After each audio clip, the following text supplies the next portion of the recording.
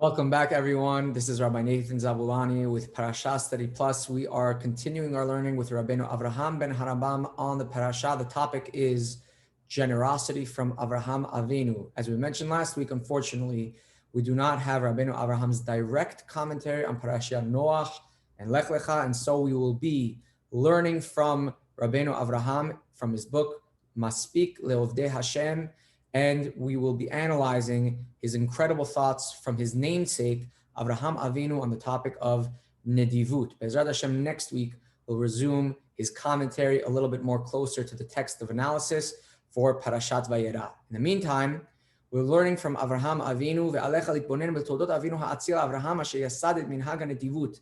He claims that Avraham is really the one that instilled this minhag, this direction of being generous to others. And this minhag is really instilled even in the goyim that are around us up until today. And for us, all of the halachot that we have regarding inviting guests, having them in our homes, where do we learn these laws from? We learn them from Avraham Avinu, for example. Amru ba'alei hamasoret, in our tradition it says, through a mnemonic that Avraham, we know in the pasuk, planted a tree, as it says, Vayita Eshel. Now, what is the nature of this tree? As a derasha, Chachamim learned that Avraham implanted in us this minhag of, when you have a guest, provide him with achila, shetiyah, and levaya. Feed them, provide them with drink, and also uniquely escort them. And this is a minhag that many people still have today, that when the guests are leaving, you escort them at least to the door, and sometimes even further out into the street, to demonstrate to them how you are loving of them, caring of them, that you want to provide for them and want to make sure that they are safe wherever they are going next into their journey. Now, it would be a mistake to think that Abraham's generosity really ended within the realm of physical provisions. No, it was much more than that. In fact, out of all the generosity that Abraham did, his physical generosity was the lowest of them all. It was also within wisdom and religion that he spread and was generous to others. And also with the influence that he had in his possessions and his money that he used to help others as well. And we're going to see that his generosity in wisdom, that he would go and spread out the wisdom of God, that God is one, and he would spread this knowledge to others. The pasuk says that Avraham was a zaken. What does that mean? Avraham was zaken. We usually refer to a zaken as an individual who is a chacham, who teaches, who educates others, and that is the asmachta, sort of like a dirasha learning that we learn that Avraham was always teaching.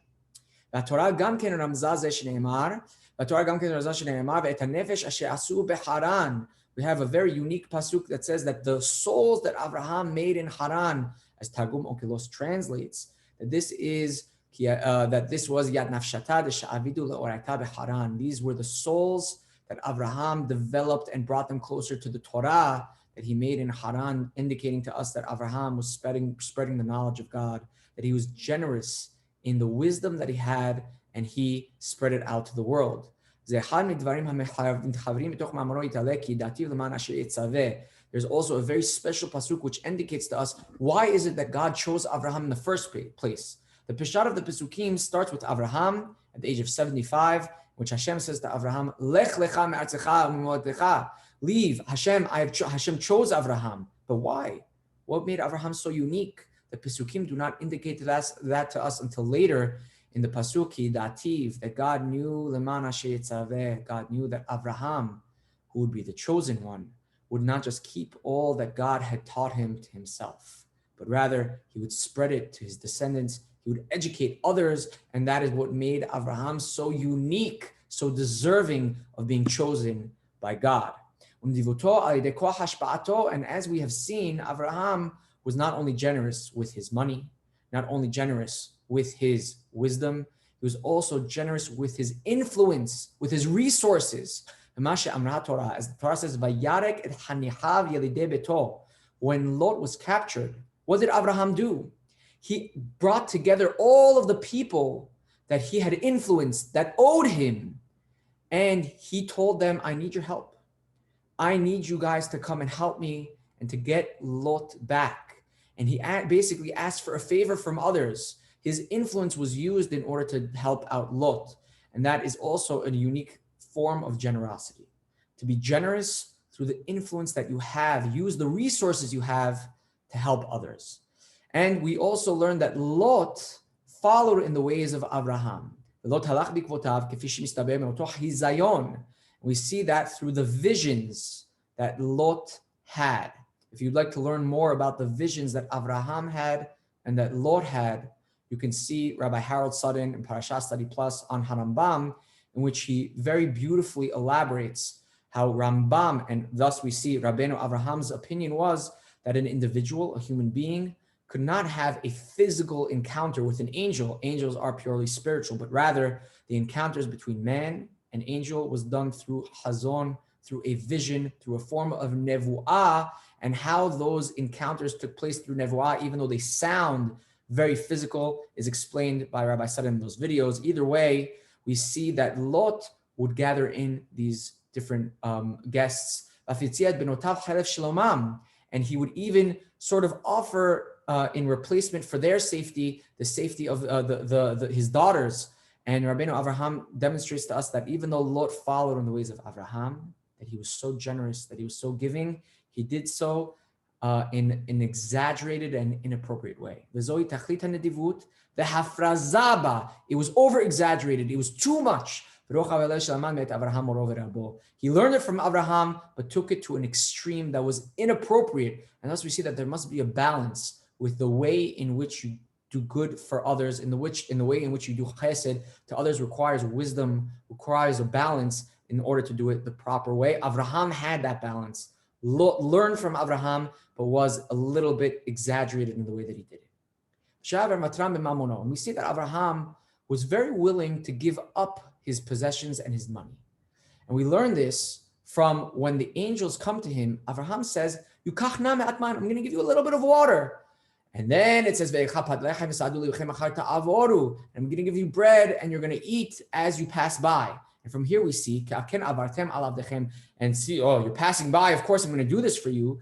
We learn from here that this was Abraham's way always, because since Abraham is saying, you're passing by, of course I'm going to do this for you, indicates to us that Abraham did this every time someone would pass by to him. And from this story, we see that it's very clear that he chose to give them bread, but not just any bread. It was bread, kemach solet, the finest of flour to make that bread.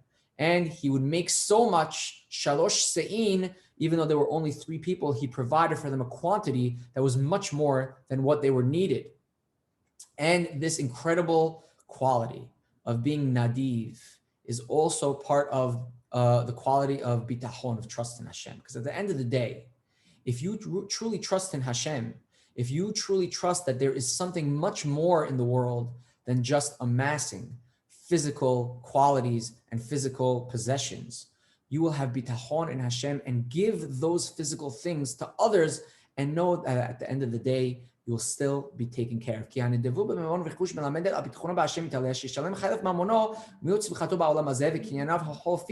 That you trust that Hashem will provide for you as long as you give, and that Hashem will reward you in Olam Haba because you are strengthening your spiritual qualities, because you are elevating your neshama in the process. And we are focusing more on that which is eternal and not that which is temporary, these physical things that we have.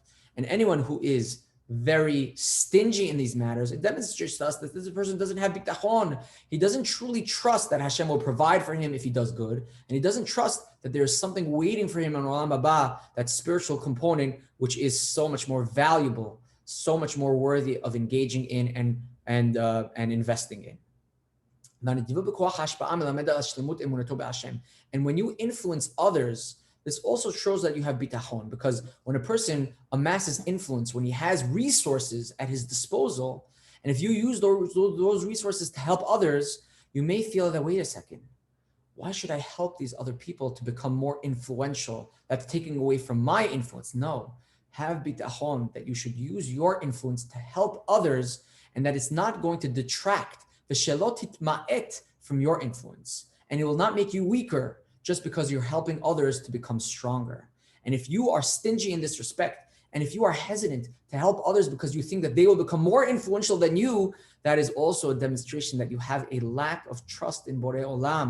You have a lack of trust that what you're doing is the right thing, and that when you do the right thing, you will be ultimately rewarded for what that you do.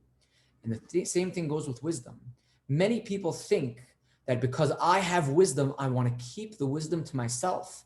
Because if I share my wisdom, if I share my knowledge in Torah, in business, that wisdom will go to others and they will become greater than me. They'll become wiser than me. They will become more influential than me. And then I will be detracted from that. Rabbenu Avraham says, no, look at the Gemara that says, Harbe chokhmah lamati mechaverai. I learned so much Torah from my friends, and also even more so than from my teachers. But for the most, I learned mitalmidai yatir mikulam, because when I impart knowledge, I crystallize the knowledge that I have. I learn more from that than anything else.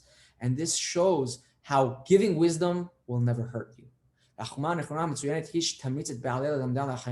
if you're truly wise, you will take the wisdom that you have and impart it and share it with others. And that is an aspect of bitachon, that you trust that my wisdom will not be detracted when I share it with others. And the same thing with religion. Unfortunately, there are those who are at the top of the religious levels, and they feel as though that they want to remain on the top. And so they don't want to share it to others, because then they will become, so to speak, more religious than them. It's a big mistake. But rather, you have to go and teach and share your connection with God, the wisdom that you learned about religion, about the Torah, to others. Come, listen to me. I want to teach you the ways of Hashem. But if you are stingy in your religion, if you want to be on the top, and you do not want anyone to supersede you, that's a big mistake. That is a true lack. It's a perversion of priorities, and it's a lack of bitachon, certainly.